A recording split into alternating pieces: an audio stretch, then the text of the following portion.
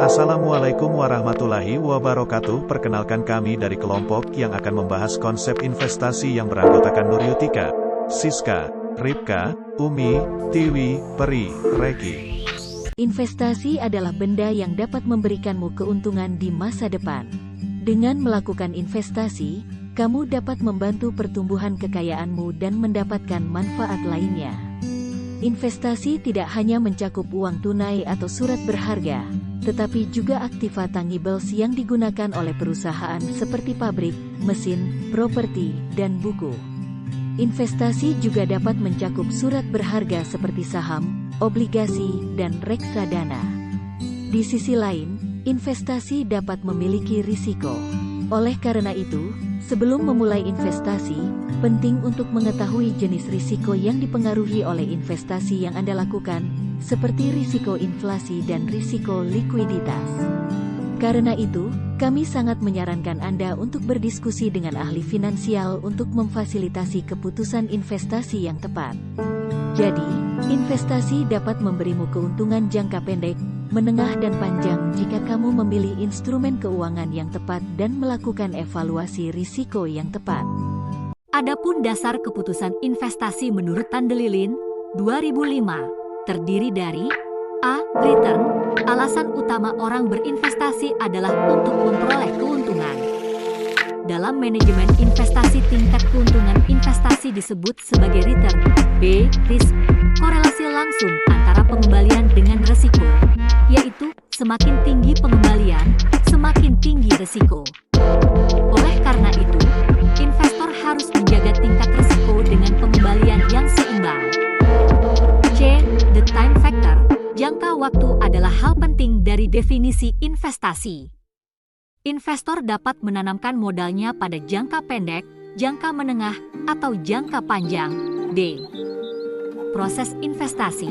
Proses investasi adalah suatu rangkaian aktivitas yang menghasilkan di dalam pembelian aset nyata, surat berharga.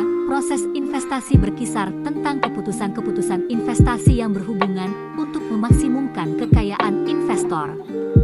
Langkah-langkah dalam proses investasi. A. Pengetahuan tentang pengembalian dan risiko investasi. B. Mengetahui sikap investor terhadap risiko. Pengetahuan dari setiap tipe surat berharga aset yang tersedia untuk investasi, termasuk pengembalian yang diharapkan dan risiko yang berhubungan dengan tipe aset surat berharga tersebut. C. Memilih beberapa surat berharga aset yang dapat memberi suatu pengembalian dan risiko yang dapat diterima berdasarkan kebutuhan dari investor. 4 jenis investasi, kas atau tunai. Aset investasi dalam bentuk kas umumnya ditawarkan dalam bentuk tabungan, deposito, atau reksadana pasar uang. Pendapatan tetap bagi investornya bisa bulanan atau tahunan. Umumnya ditawarkan dalam bentuk obligasi atau surat utang dan reksadana pendapatan tetap. C. Saham ini adalah bukti kepemilikan atas suatu perusahaan. Aset saham bisa ditemui pilihannya dalam bentuk reksadana campuran, reksadana saham, dan juga saham biasa. Aset fisik. Jenis terakhir adalah aset fisik yang umumnya berbentuk emas, batu permata, dan properti. Resiko. Risiko investasi. 1. Risiko tingkat bunga. Risiko suku bunga adalah risiko yang muncul akibat adanya peningkatan suku bunga. Meskipun suku bunga meningkat, keuntungan investasi dan nilai obligasi berbunga akan mengalami penurunan yang signifikan, begitu pula sebaliknya. 2. Risiko daya beli karena inflasi. Risiko inflasi atau risiko daya beli adalah risiko yang muncul akibat adanya inflasi. Akibatnya, nilai kas dari investasi saat ini tidak akan memiliki nilai banyak di masa depan. 3. Risiko pasar.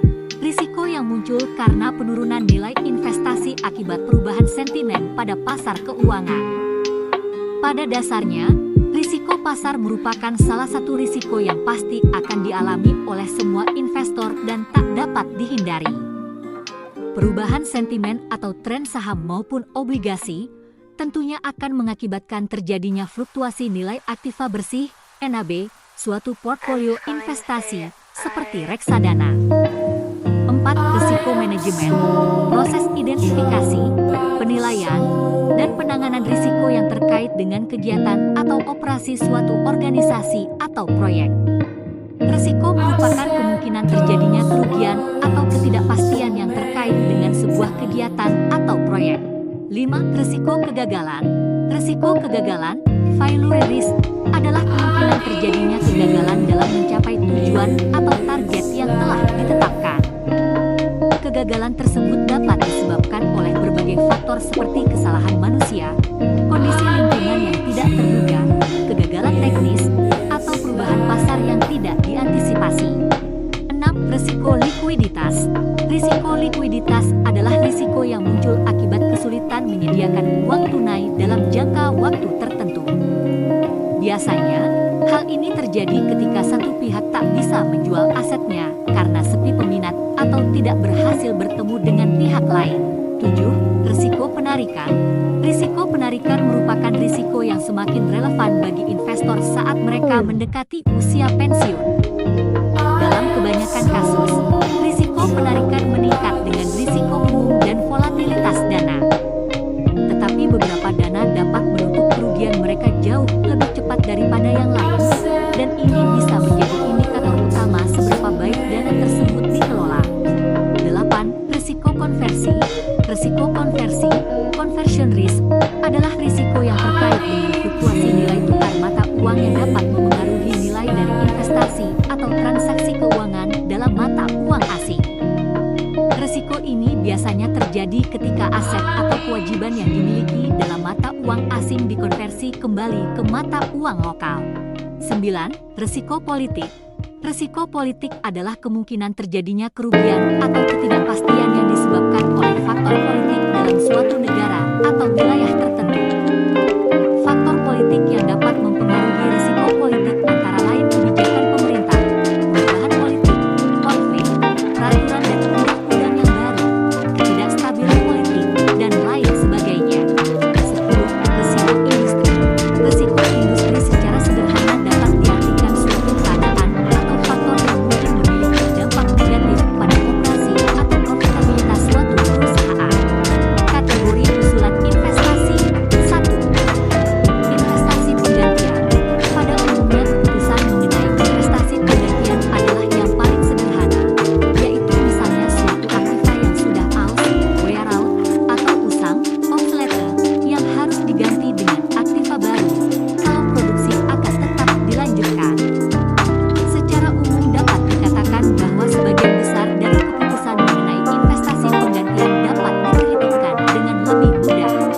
2. Investasi penambahan produk baru. Investasi untuk menghasilkan produk yang baru di samping tetap menghasilkan produk yang telah diproduksi pada waktu itu. 3. Investasi lain-lain. Termasuk dalam golongan investasi lain-lain adalah usul-usul investasi yang tidak termasuk dalam ketiga golongan tersebut. Misalnya investasi untuk pemasangan alat pemanas, heater, alat pendingin, air kondisioner, pemasangan sistem musik dimaksudkan untuk dapat meningkatkan moral para karyawan. 4. Investasi penambahan kapasitas. Termasuk dalam golongan investasi penambahan kapasitas misalnya usul penambahan jumlah mesin atau pembukaan pabrik baru.